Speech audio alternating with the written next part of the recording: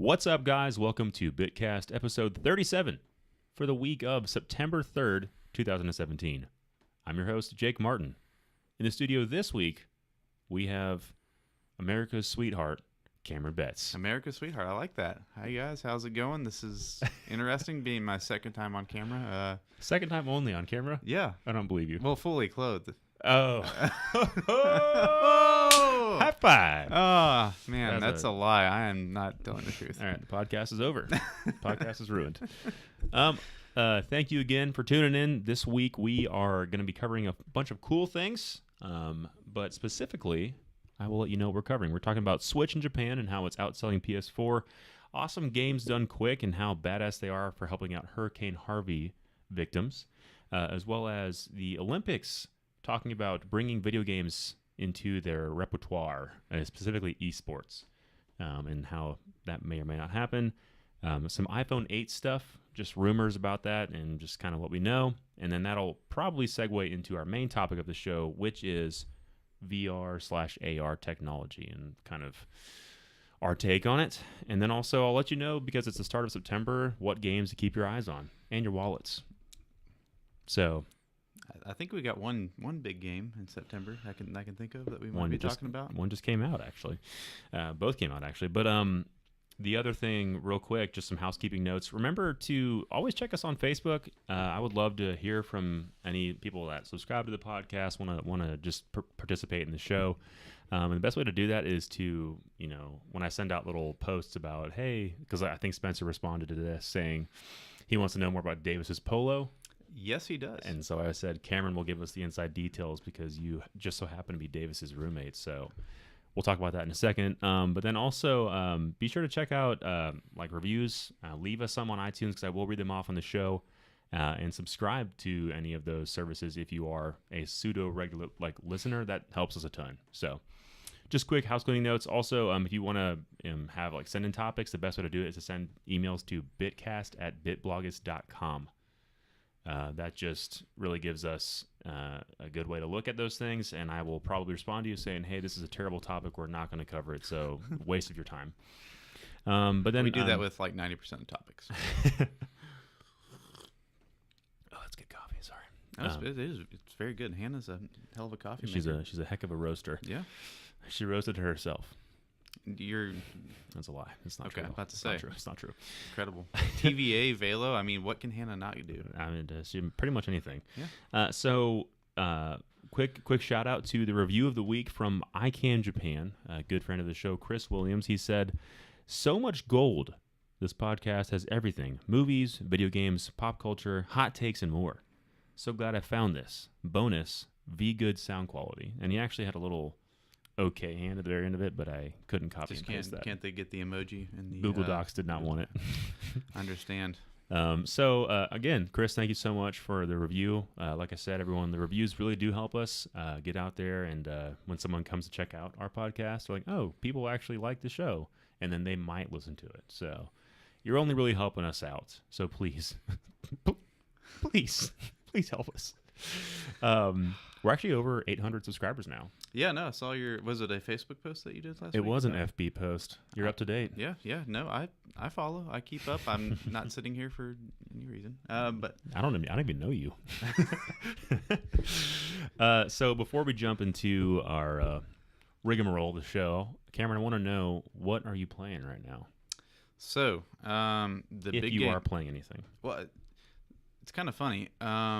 Right now, the game that I'm playing the most, and this is something you're probably not going to expect, is the Sim City Build It on iPhone. What? Yes. You've regressed to mobile gaming? Well, I'm playing Call of Duty, Modern Warfare Remastered, and a little bit of Infinity Warfare. I know I'm late to jump on that boat, but I can respect that. Well, Infinity Warfare, as far as the campaign goes, I'm really enjoying the sci-fi aspect of it. It's not blowing. What would you say? Blowing your mind? Not blowing your mind as far as the gameplay goes and everything, and the story's okay, but it's fun, it's entertaining. And then going back to Call of Duty Warfare or Modern Warfare Remastered is pretty fun as well.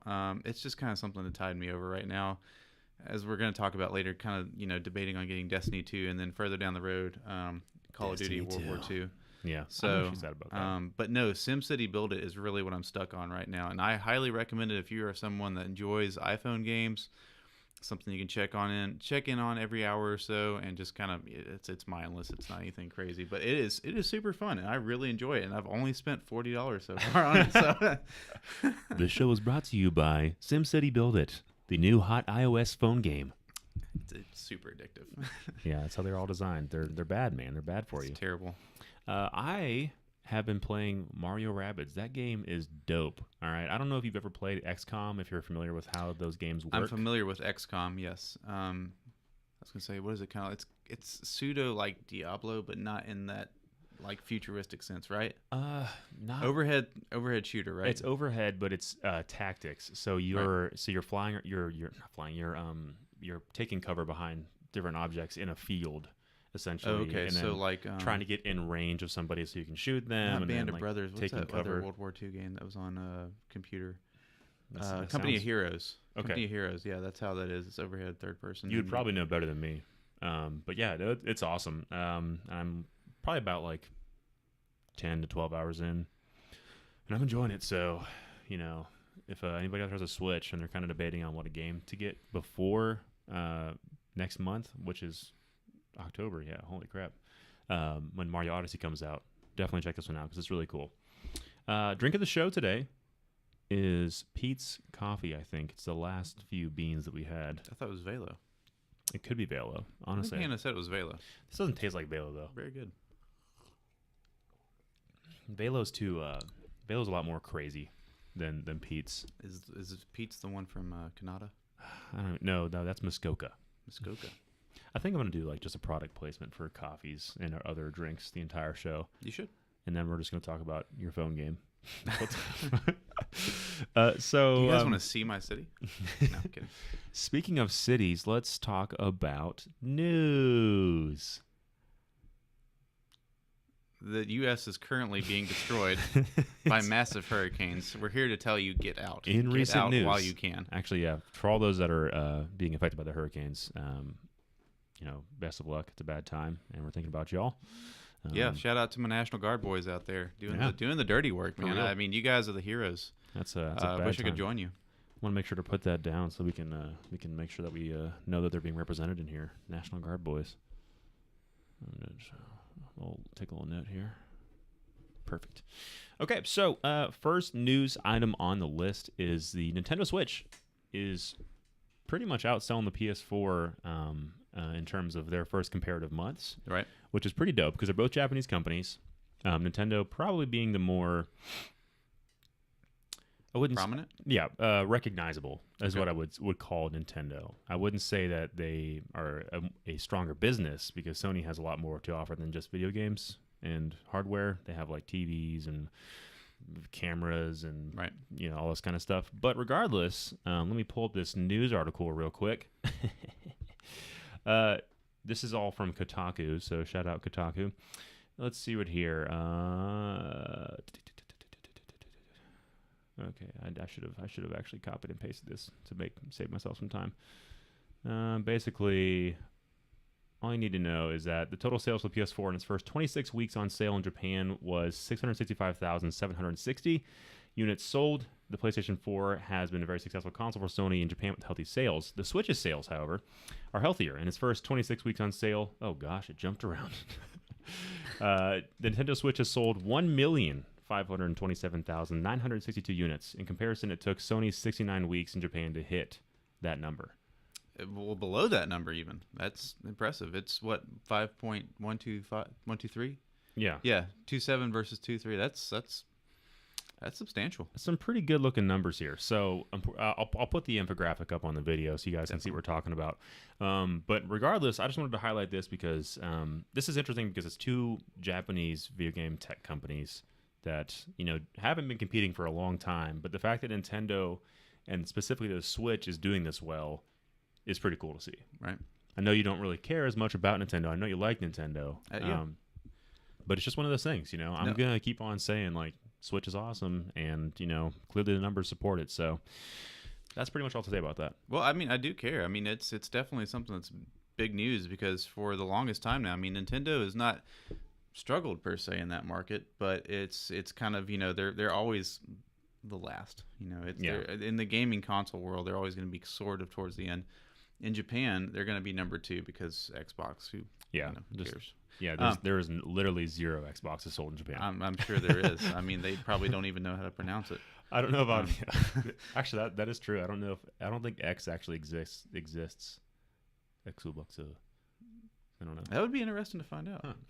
Well, either way, way to go, Nintendo. Keep it up. It's exciting to see. I own both, so it appears I'm just more of a Japanese gamer myself. I got my N64, my PS4, and my Switch. So, well, as they always do, I hope they take that money and put it back into their technology. That's what they should be doing. Sony, on the other hand, I feel like they've got so many areas that they can kind of draw from multiple sources to build the PS4s.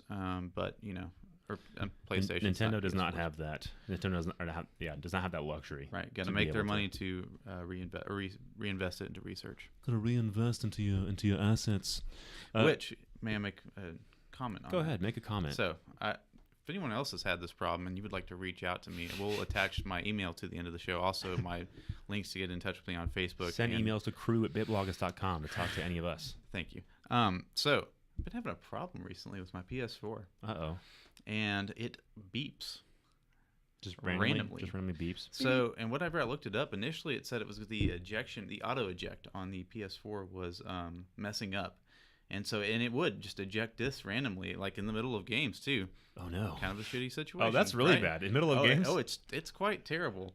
What's worse is whenever it's like 1 o'clock in the morning and the PS4 decides to start beeping while it's scary. It scares the shit out of me because I have to take sleeping medicine because I don't sleep well. But yeah, whenever you wake up in the middle of the night, just completely out of it, and you're like, "What in the is R2D2 about?" There's like ghosts in my room. Because it turns on probably, and it kicks out the disc. It tries to kick out the disc, but there's no disc in there because I take them out. That's weird. It's very strange. So if anyone has some good insight into that, I've Googled it and tried the things I found on a couple of forums. Not working so far. It may end up being a warranty issue. I mean, I've only had it two years now since Destiny 1 came out. Since your other PlayStation got stolen. Since our PlayStations got stolen. That was the worst. R.I.P. That was just the worst. R.I.P. I think I've heard if you just slather some mayonnaise on the inside this should work. Just take a butter knife and get it into the disc tray. Yeah, get the USB port and you just gotta put it all over it. All right. Someone walks in your room. We'll try that. What are you doing? We'll try that on your PS4 on the next BitCast episode. We'll do a how to break your PS4 with mayonnaise. Oh, okay. Oh, I'm tired. Is this all because of the photograph I showed you of the guy? So if you want a good prank, guys, next time your friends get donuts, don't do this. Don't do this.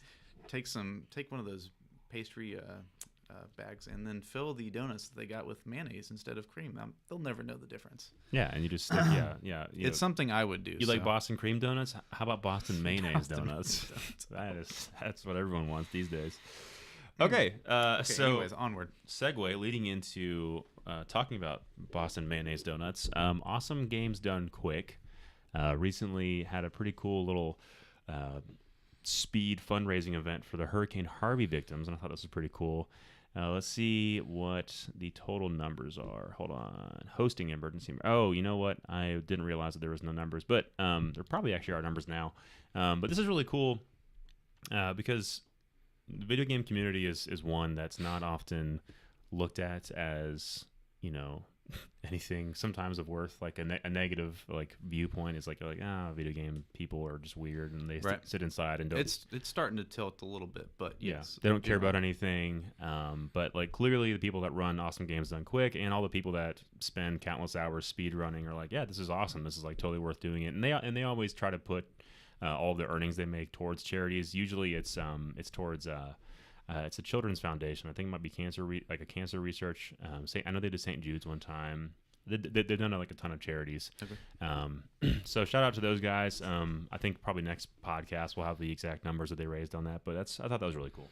No, that definitely is cool. I mean, right now they need all the help they can get because FEMA is going to run out of money here in 2 weeks. So, any donations that anyone can make. It definitely helps, and I mean, especially when it's video games, which I am all about. So absolutely. As big of an industry as it is, there's no reason why Microsoft, Sony, Nintendo. I'm so sorry. I'll do it in the air. Yeah. Shouldn't be donating some money to the cause, because we're going to need it in the coming months. Well, and it's just like so cool seeing these games that as a kid you're like, this game's impossible. It's going to take so long to beat, and then like people can beat it in 5 minutes. You're like, oh, cool. Yeah, it appears either I really sucked at that game, or it's like this kid just has mastered every aspect of this, which is usually the latter. If we could get paid to play video games, well, I'd probably hate my life, because then I wouldn't enjoy them anymore. But it would be cool for a few minutes. It's a fine line, even with being in a profession where you're having to review games all the time. I know it's not easy. Excuse me, because you're having to like play games so fast and like at such long durations to be able to play them and review them in time. Mm-hmm. That a lot of times it's like, I did not enjoy that. Like I feel like there's a lot of games out there that like if I rushed through them, probably wouldn't enjoy as much. Right. Like Journey, Last of Us, even like the other day I tried playing Mario Rabbids for a couple hours, and like I was getting real burnt out. Yeah. I was like, I gotta stop playing this, which is part of the reason why Destiny scares me. So we'll talk about that in a second. Next up, I want to talk about esports in the Olympics. This was something that I honestly wasn't even aware that people were lobbying for. But it makes sense. Until you put it in these notes, I had no idea, honestly. But it makes sense. But this article, which is from Compete, which is like a subsidiary of Deadspin, and Kotaku, said on August 9th, the co-president of the Paris Olympic Bid Committee announced that the 2024 Games would consider including esports as a medal event, saying there is some time to look at it, to interact, to engage. The IOC will have the last say if they want esports on the program. And basically, they just came out and said, we want to promote non-discrimination, non-violence, and peace among people, Bach told the South China Morning Post. This doesn't match with video games, which are about violence, explosions, and killing. And there we have to draw a clear line. So, there you go. What do you think? I've got mine in mind, but give me 2 games you think might be in a esports competition for the Olympics. I would say anything that I had 2 when I was reading this as well. One of them, so later it's mentioned in the article, Madden or like sports games in particular would be ones that people could probably say yes. But honestly, all of the esport games that I can think of involve some sort of fighting or killing or murdering. So that's all I got. All right. How about you? I would say, this is exactly what they're gonna entail, but it's Counter-Strike. Yeah. Global CS:GO. Offensive. Global Offensive, and then StarCraft. Yeah, and StarCraft. Now, granted, South Korea would win for the next 20 years until we mastered it, but StarCraft 2 to be specific, and Counter-Strike Go. Those are the 2 biggest like esports games that are out there in the world. Well, I take that back. Maybe not the 2 biggest, but StarCraft League of Legends is up there too. League of Legends would be another one I would consider. PlayerUnknown's Battlegrounds. Overwatch. Overwatch could be a good contender. Hearthstone. Card games could get in there. Yeah. Like Hearthstone. I just don't see why people would waste the time to get Madden. I'm sure has some professional level like competition, but why would you waste your time watching a fake sport whenever you could just watch? To me, I don't know. It's me personally that Counter-Strike would be more entertaining, but that's once again just personal opinion. So yeah. It makes sense. I understand you're saying it's not violent, but yeah, I think from a legit like logic standpoint, for sure. Yeah, it's like, oh, I'm watching virtual football. Yeah. When I could be watching real football. Right. But that's the whole. I think that's probably also part of the reason why they're hesitant to even try and adapt to this, because they're like, we got to make sure we're trying to keep it on people that are probably competing in sports, right, and don't want to detract from that idea. Yes. So that's, we'll see. Yeah, I mean, I don't think that this ever won't happen. I do see video games being more and more a prominent thing, especially as technology advances, and we'll talk about that also for our main topic. So stay tuned on that one. I'm interested, and if you have any thoughts on that, let us know. If you think Cameron's a big dumb idiot, you can send emails to me talking about that. And then before we jump into Game Watch, I wanted to talk about the iPhone 8 event. Is your knee okay? Yeah, no, it was fine. It's coming up September 12th. So if you guys are looking to get the new iPhone 8 and potentially, I think, an Apple Watch, I think they're doing a new final like actual update to an Apple Watch, because I have the 2 but it doesn't do much different than have a GPS, and it's more waterproof. So Sunto is the way to go for you guys out there who are not into the touch face technology watches that are a little overboard. I'm all about it. So the company is expected to reveal both the iPhone 8 and iPhone 7s, which I'm so sick of the S thing. I get what they're targeting with that, but at this point, just put out the 8. Get it over with. And this is from GameSpot. The iPhone 8 is rumored to feature face scanning technology and reportedly won't have a home button. Oh. This next lineup of iPhones, along with the release of iOS 11, could be particularly good for gamers as well. Earlier this year, Apple announced several gaming-related projects, such as ARKit for augmented reality games in iOS, as well as support for Unity, Unreal Engine, and VR headsets on Mac OS, which is pretty cool because VR headsets have not been accessible on Mac since the inception of them. So, well, I mean, that's obviously a market that they're going to want to corner themselves, as with everything else that Apple does. We got to get in on this. This is an important year for Apple because sales have fallen slightly in the last couple of years for the iPhone specifically. This year also marks the 10-year anniversary of the original iPhone's launch. So I hope every iPhone release feels pretty granular. Just like, oh, here's like a few more specs and a better camera and a bigger screen or a smaller screen. But then we buy it. And then we buy it and spend tons of money. So, I mean, I specifically am holding out for the iPhone 8 because I've got this. I recently upgraded my iPad to the 10.5 inch. Oh. Yeah, I know you got the 9.5. I got the 9.5. Yeah. Is that the one that has you can use the magic the pencil on? Mm-hmm. Yeah. Very nice. Yeah. Way to go. I took this picture at Mount Rainier myself. Mount Rainier. I mean, I'm going to be picking up the iPhone, so I'll have my thoughts on it as soon as we do actually get it here. But before we go to our main topic, I want to talk about just Game Watch, things to be aware of, and kind of my thoughts and Cameron's thoughts on it. So we already had a few big games release this week. We had Knack 2. Yeah, I don't know what that is. You never played the original Knack when it first came out on PlayStation? No. 4?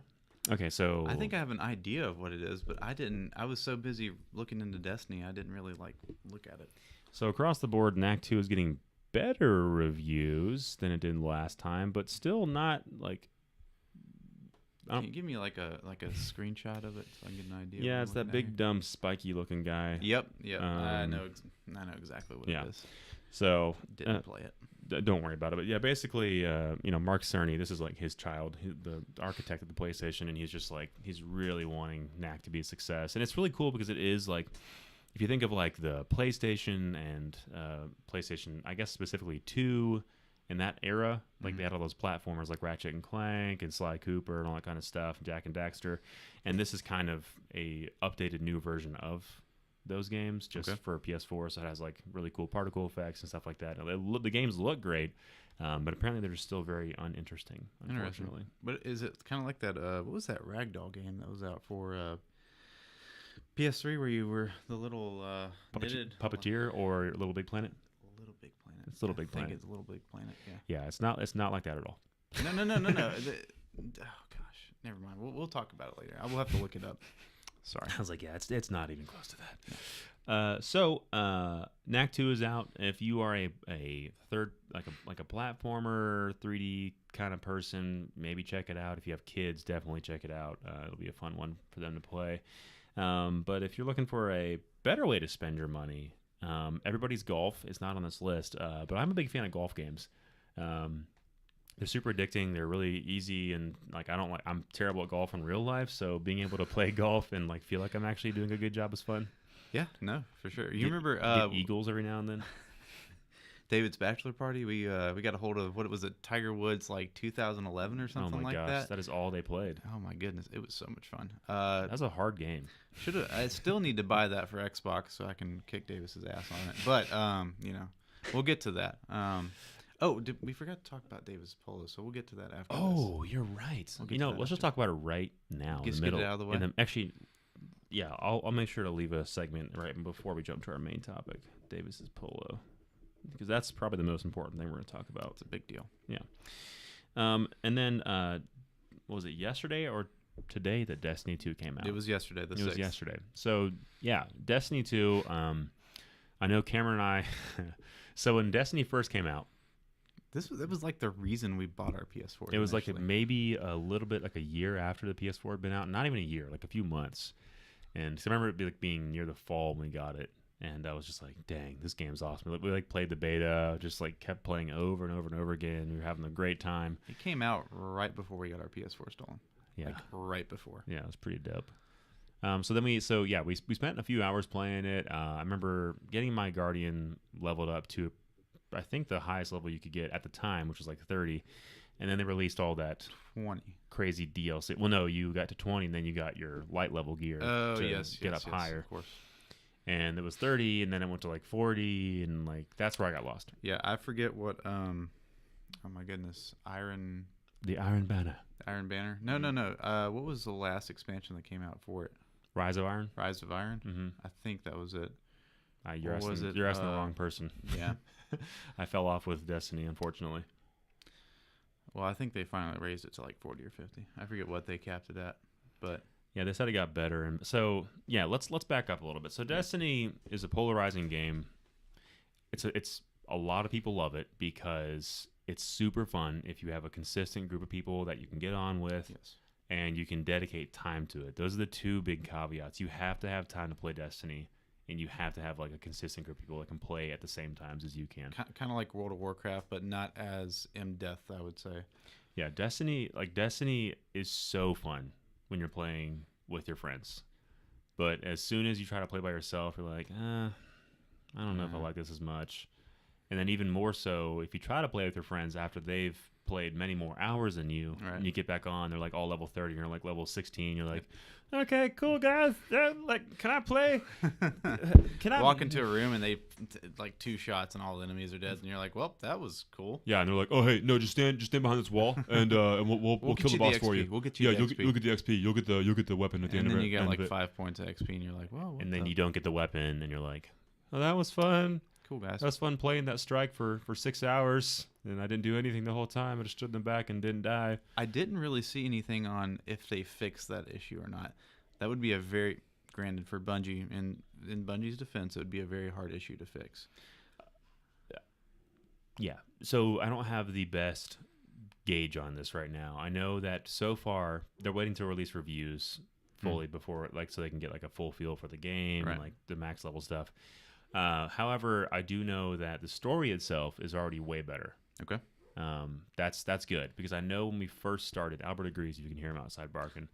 I just know that so far, like, that was my main problem also with Destiny, is like we got in and we're like, okay, cool, so like we're just gonna kill these aliens over and over again, and that's pretty much it, and like we're done. And like there was such a cool environment set and like atmosphere. Like I loved the tower.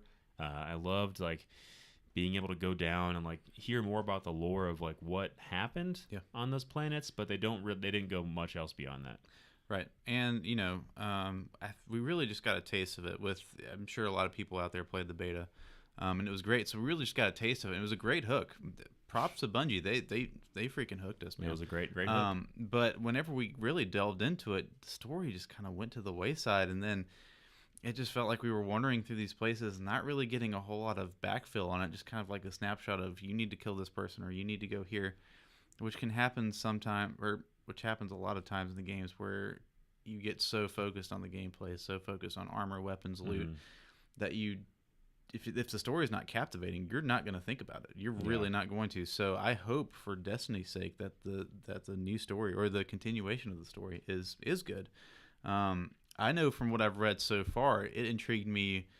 You remember I texted you. I texted you because I'd been watching more videos and kind of doing some research into the Cabal and their new like war emperor that showed up to F everybody over. I don't know if we're cursing on this or not. Try to keep it to a minimum. Yeah. Okay. Come on, man. So that was fascinating to me, and I was like, okay, the Cabal were the one enemy that I really respected in the first Destiny, because you went up against them and you were like, all right, some big boys. Really got to stay back, take my time, focus on, armor weak points. They're going to flank you. They're going to try to outgun you, and they will outgun you if you let them. So if you let them. No, yeah. So, someone was asking me today. They're like, "Are you gonna pick up Destiny 2?" And I was just like, I can't justify picking it up because I know that I'm not gonna have time to play it. It's gonna be one of those things where, like, if you really want to enjoy it, you gotta commit to it. You gotta put all your hours that you have that are free into this game to be able to have fun. So, for me, I'm gonna hold off on Destiny. But if you are a person that likes first-person shooters, likes Bungie, and has a solid group of friends that want to play all the time, go for it. That's my take. So I guess when you're asking me if I'm going to pick it up, this is a guy who, from whenever Halo first came out, I've been an on-my-knees Bungie fan. Take that as you will. That's a very gross way to say that. Halo 1, 2, 3, Reach. Just couldn't wait for the games to come out. Couldn't standing in line at midnight getting them. I remember getting Reach with you. Yeah, and Destiny as well. Really excited about that. So I'm still on the fence about Destiny.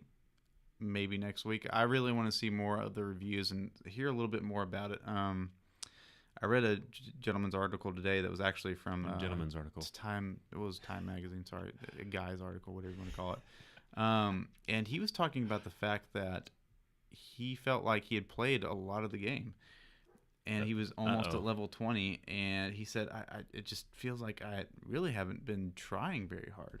Yeah. He said, "I've gotten almost to 20 really fast, and it doesn't feel like I've done anything to do so." So that was kind of interesting. But I feel like that's how the first one was too. I feel like we got to 20 pretty fast, and then like the leveling up from 20 to 30 was challenging for a long time, and then they bumped you to 30 if you started, and then it was getting to 40 and getting all the armor to get to level 40. And I absolutely hate that video game companies do this expansion bullcrap. I'm so sick of it, because now I've got like Battlefield 1, for example, came out in November of last year, and you still have DLC for that. You've still got DLC coming out, and it gets hard after a year to really stay in sync with the game and keep playing it, and then still care about it. You know? There are some hardcore fans out there, and I know they're still gonna make their money off of it. But with Destiny, with games like this is very important for you to leave a lot of room for players to expand upon, and make it harder for them to get to 30. Maybe even put 40 out there, and that way, whenever you've got the expansion packs coming out, they're like, okay, I've invested a lot of time into this. Now I'm going to get my worth out of investing into this expansion and get a lot more out of it because I've put my time and harder, hard-earned hours into this. Right. Yeah, I think. I think you're absolutely right. But that's never going to change. And even Nintendo's going that route with like more DLC, purchases and locking story behind. I mean, they have to make money, and that's the unfortunate side. Is like $60 as a price point for a game doesn't really make sense as much anymore. It's been that for a long time, but if you think about how much actually goes into making a game, and like how many man hours they spend on a game, like if it doesn't sell, I think 60 is fair. If it doesn't sell however many million copies, people they don't make a lot of money off of it. Right. Yeah. No, I think 60 is justifiable. Yeah. Of course, there's some games that you buy and you're like, oh my God, this was $60 freaking dollars. Had that happen way too many times. The Order. Oh, I didn't buy The Order. You bought The Order, didn't you? No, I did not. Oh, you didn't? No. But you played it, didn't you? But I know that was a big hubbub. I did play it. It was a cool game, but definitely not $60 worth. That was like a $30 game at most, probably. Let me think. A recent $60 purchase that was definitely nowhere near it. Battlefront? Battlefront was 100% That was a $40 game. That was a $40 game. Easily. Battlefront 2 shaping up? We'll talk Battlefront looks awesome. I am so excited about Battlefront 2. It looks awesome, but I am holding my guns. EA took some notes. They learned. They're like, we screwed up with this. So hopefully that game looks dope. We're going to have another podcast about that. We talked a lot about Destiny. And then last, which I'm really excited about, Samus Returns. Samus Returns is a 3DS game. I don't have a 3DS right now, but I'm probably going to try and see if I can borrow somebody's to play this game, but I'm very excited about it. You don't have your 3DS anymore? No, I sold it. I played Pokemon, and I was like, I'm done. It's fine. And then they're like, no. Sometimes I wish I had it for Ocarina of Time. I really miss playing Ocarina of Time. And it's so easy when it's handheld. You just bust it out, play a dungeon, and you're done. Great time. Yeah, great time. Okay. So, now we're going to jump into our pseudo mini topic here about Davis Burton's polo. So for a long time, this is a big mystery. Davis Burton has always had a black polo. But one black polo. One black polo, and he's always worn this black polo. it's like whenever you'd see him, it's like, Davis, stop wearing that polo. I'm worried about you. Got multiple pictures from separate events of Davis only wearing this black polo. Guy loves that polo. It is incredible. He looks hella good in it. I'll give him that. I mean, I've never seen a better looking man in a black polo, but but regardless, just here recently, we actually saw with our own eyes a white polo. A Davis Burton and a white polo. And I'm nervous. I'm nervous for him. I think something's happened to where he's decided, maybe to ditch the black polo. Right. And I think we as a community of listeners and really just as friends need to just check in from time to time with Davis and let him know that, whether he's wearing a white polo or a black polo, it's okay. But we'd much rather just make him stick to one. Yes, absolutely. The best thing for you to do, Davis loves getting Facebook messages. So if you could find Davis Burton on Facebook and kindly send him a message telling him your feelings about a white polo or a black polo, he would absolutely love it. Yeah, I think he'd be ecstatic too. Yes, ecstatic is a good word to hear from his Davis Burton. B-U-R-T-O-N. Don't do that, please. Please don't do that. He would probably implode on himself. He could probably delete his Facebook and make a new one with a different name. So anyways, really, I don't even know Davis Durden what Spencer wanted to know about the polo, other than the fact that we have noticed that he's changed the color on us. So stay tuned. We'll report back if the color changes again. But at this time, we only know that there's 2 colors, and I don't even know if I could be his friend if he had 3 colors of polos. If he had to move into something else, I could see him getting a blue or a gray to go with his new running shoes. Gray would make a lot of sense. He is very excited about. He's got some really high-speed running shoes that he's purchased, and that man runs every day of the week. Shout out to you, Davis. What if he had his black polo on top, his gray polo underneath that one, and then his white polo on the very bottom? Even better, what if he got red, white, and blue and wore all 3 of them at the same time? Oh my gosh. And wear them all 3 on 4th of July, and then he could just be like, a patriotic stripper, just take one off at a time. I think we're on to some new fashion here. So, let us know what you guys think about polos specifically, and the color choice and what Davis should do. Yeah, and you could probably send us a vote in for what Davis's new polo color would be, and I will relay that to him. That would be more appropriate. Yes, yeah, don't Facebook. Yeah, you can just send us messages at BitCast@bitbloggers.com, and we will definitely relay that information to him and let him know and read off which one won on the next week's podcast. I like it.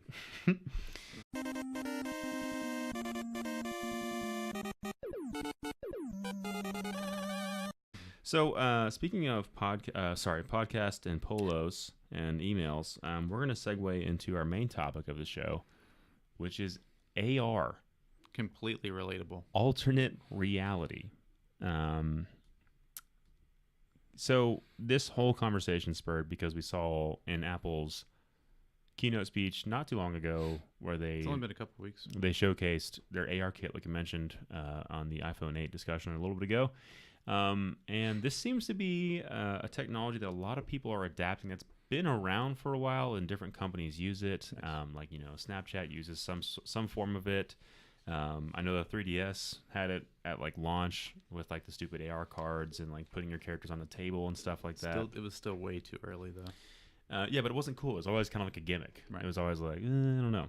So first, I guess how do you feel about AR technology? What's your take on it? As we go further down the road, it will become more prevalent. I think all of this between AR and a few other things out there, it's all leading to one common goal. Immersion. It's going to be immersion, but also this whole autonomous robot stuff. I really think it's all moving towards that. It's all part of the development of it. AR will go into it as could be. I can't see what it is right now, but I think it has something to do with that as well. I also could just be completely full of shit, but you never know. It's cool, and in some aspects you do appreciate it. If you use Snapchat, Snapchat.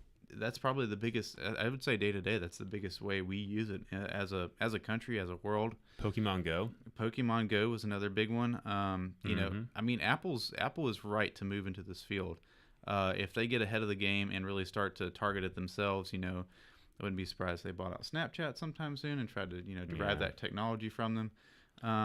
But as far as gaming goes, it's a weird area. So I don't think it's as prevalent. It's going to be as prevalent in gaming, but I could be wrong. So that's what I want to talk about next. Says the guy that's playing like Sims game on his phone, right?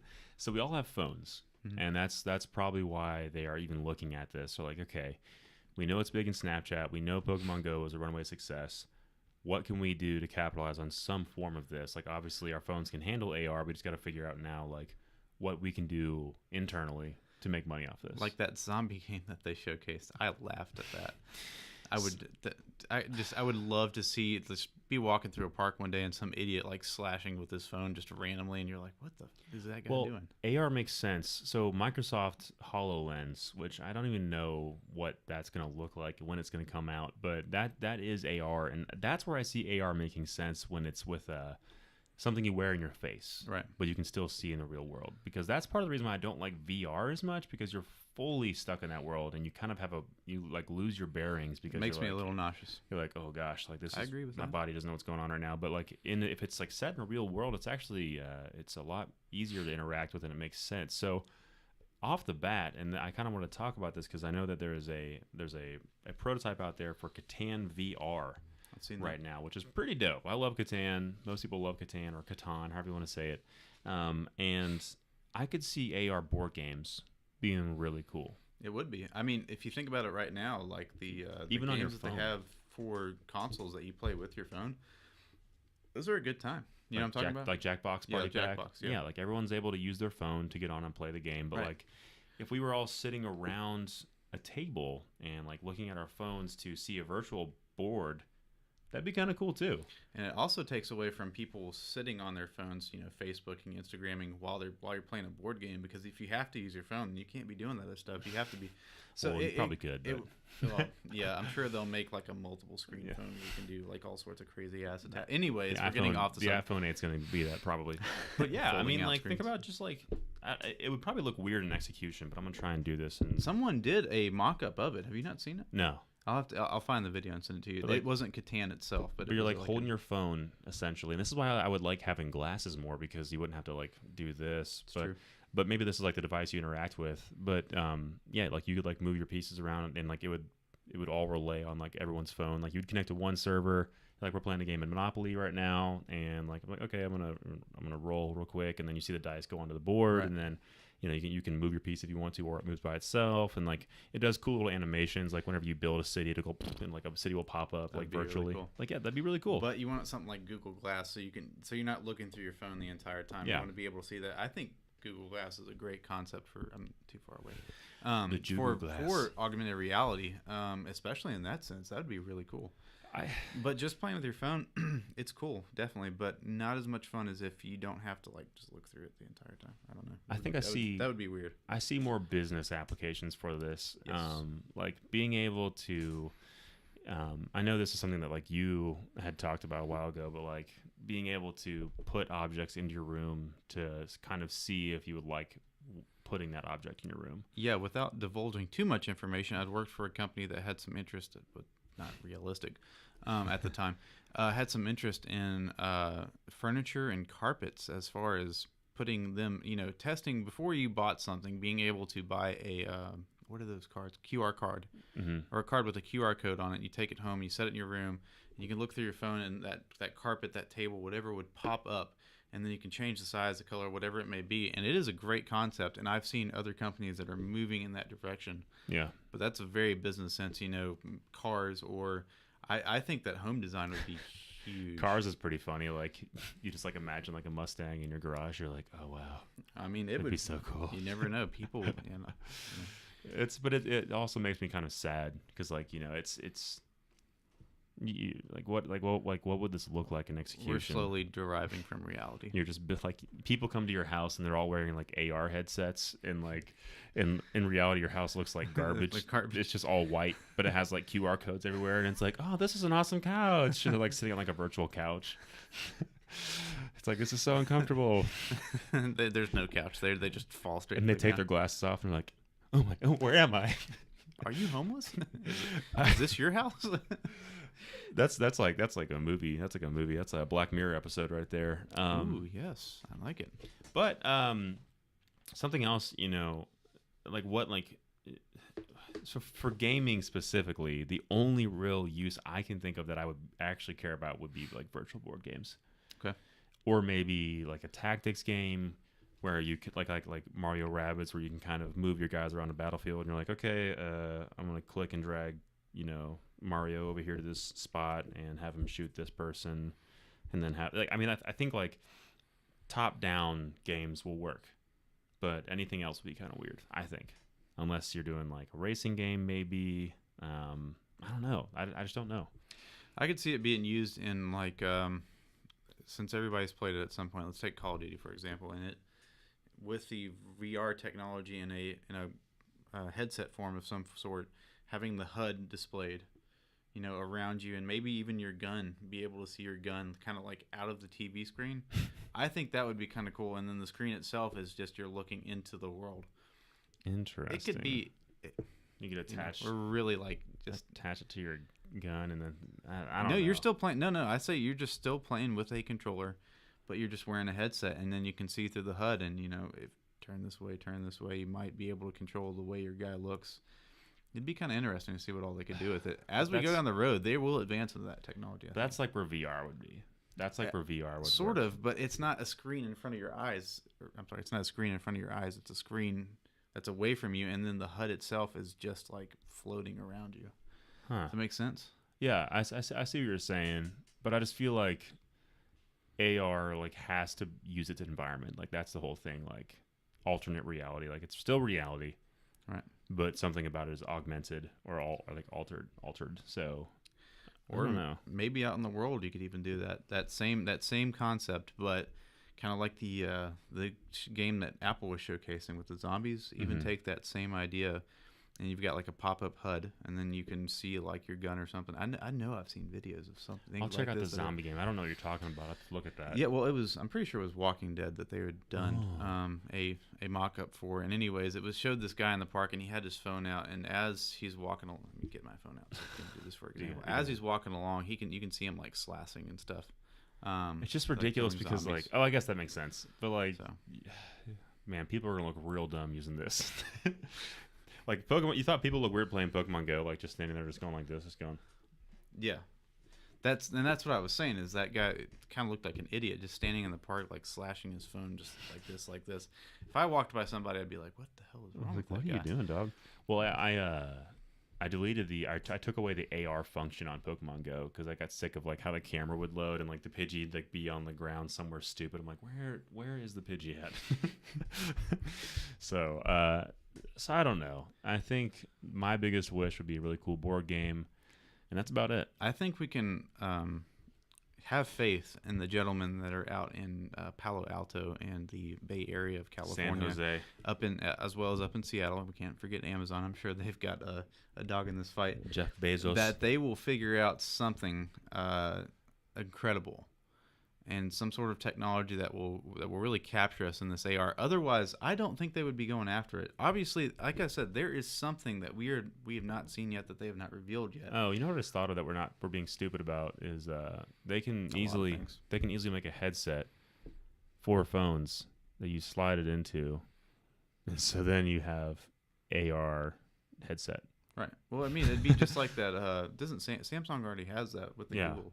But you're looking like but it's not like just a screen. You're actually seeing like what's behind it. And you're like, oh, cool. Like, this is my house, but there's zombies coming in. Now I can see more of a case use for the phones. That's pretty cool. You looked like an idiot just now. I wanted to look real dumb. Y'all like VR technology? Hey, come to my house. I got this new game I want to check out. It's bass fishing. I turns my floor into a pool, and then I can fish out of it. It's awesome. Honestly, it'd be kind of cool. Actually, that's really cool. I'm just sitting on my couch and there's sharks down there. Check it out. I mean, seriously though, that'd be kind of cool. Actually, I didn't think about that. I'm a genius. Yeah, that's a free one, Apple. That's a free one. You're welcome. So that's all I really have to say about AR. Unless you have anything else you want to add. No, I think we covered it really well. We are geniuses, and we know everything there is to know about technology. as you know. I wouldn't form BitBloggist and do all this for free. Clearly that we have an end goal. I make I make so much money. Yeah, after we take over the world, then we will implement our AR technologies. Yes. Well, watch out, Trump. I think that's really it. So, unfortunately, ladies and gentlemen, that is the end of our podcast. Remember, BitCast is a weekly podcast that covers most things video games and pop culture. Cameron, thank you so much for being here, sir. Not a problem. I really enjoyed it. The camera is a new aspect, and it's a little awkward. No. I like it because talking at it. It took a minute to get used to. I think I'm gonna put a face on the camera so that way it's real creepy when you talk. Can we make it Eric's face? Yes, Eric. Let me tell you something. Why do you want Eric's face? I don't know. The mustache would just be like it soothes me. Oh, I think you're right. I think you're right. The good mustache on there. Yeah. Okay. Yeah. I'll cut out a paper face next time and put it on there. See how it looks. But make Eric's mouth like around the camera, so we're just looking directly. So yeah. Again, thank you so much for being on here. Remember, if you are a listener, to check out bitbloggist.com. You can subscribe to our email list there and be notified of just all the cool things that we do. Sorry, I was trying to I don't know what I was gonna do with that paper. I don't know what you're doing either. But also check out our Facebook or Instagram if you want to be a part of the show. I'll ask before we record, hey, anything else you guys want to talk about, as well as send any emails for topics or suggestions to bitcast@bitbloggist.com. Also, the podcast is on Google Play, Stitcher, and iTunes, so be sure to leave a review if you are a listener, because that would be dope. But until next time, this has been BitCast. Thanks for tuning in to talk about some stuff.